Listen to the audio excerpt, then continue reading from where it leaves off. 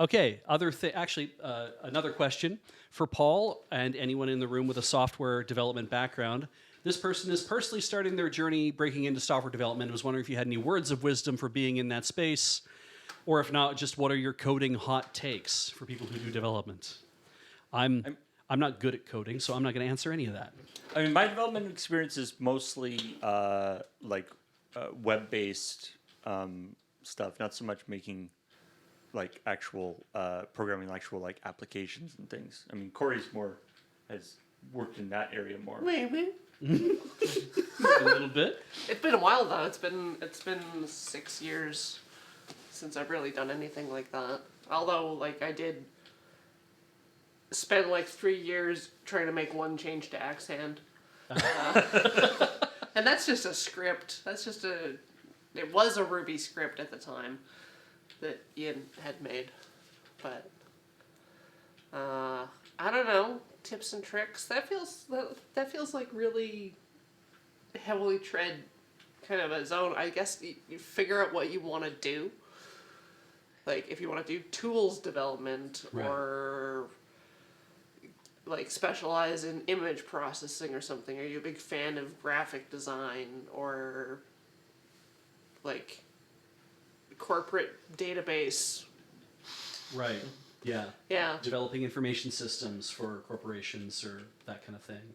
Or if you want to do a little of, maybe not a little of everything, but you want to have that. It's like, do you want to work in a small shop? Where you have to have more roles? Do you want to work in a big shop where you're just going to focus on a couple of things? Are your goals like short-term growth, or are you trying to like just get a better job or like security? Yeah.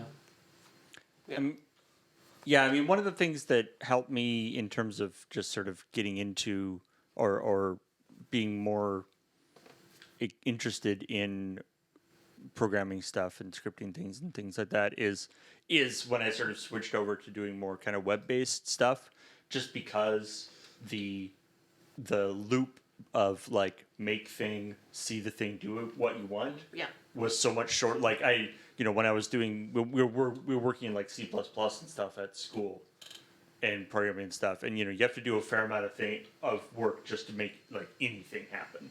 Yeah.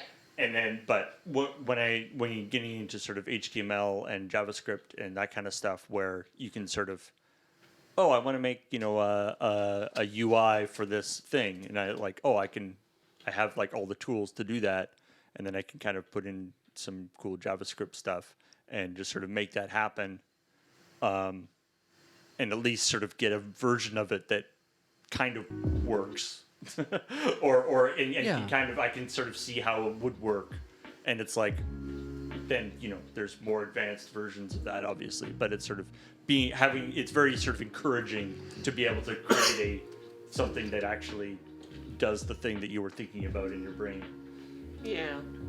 I guess because I had to do some coding in university, which I did not enjoy, but I had to do it to get my degree. Yep. And what I did learn is, I guess, two things that have a corollary to each other. One, it always helped me to write out what I wanted my code to do before I actually coded it. Yeah, that's... Because it was very hard for me to think through the individual steps until I started writing down. It's like, I need a part that does this, I need a part that does this. Yeah. Yeah, and then what I learned from that, and because the joke is, no matter how confident you are, your code is not self-documenting. Yeah, it's like you have to write comments for a reason, and sometimes it's just so you can tell yourself later, this is why you did the thing that you did. There's a balance between like the overhead on commenting versus what it actually adds to like understanding. So like if your functions are well written, right, you don't need to do a lot of documentation in them, but because they're easy enough to follow to see I see what I'm trying to accomplish step by step. And they're not like bloated and huge. Yeah. Yeah. Ah, well. Yeah, the old thing of, the person you're running the comments for is you in the future. Yeah, for sure. I think the closest I ever got to coding was MySpace pages back in the early aughts. I would like Neopets, HTML stuff. Man, I remember, like, I was, reasonably experienced in, web and HTML stuff. And I remember I wasn't really into I didn't have a MySpace page or wasn't into that.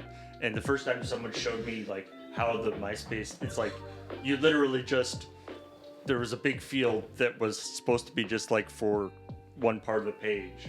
Yeah. But it wasn't the entries in that field weren't escaped, so people could just put any HTML they wanted into it. Oh.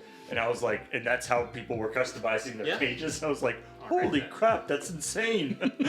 Nice.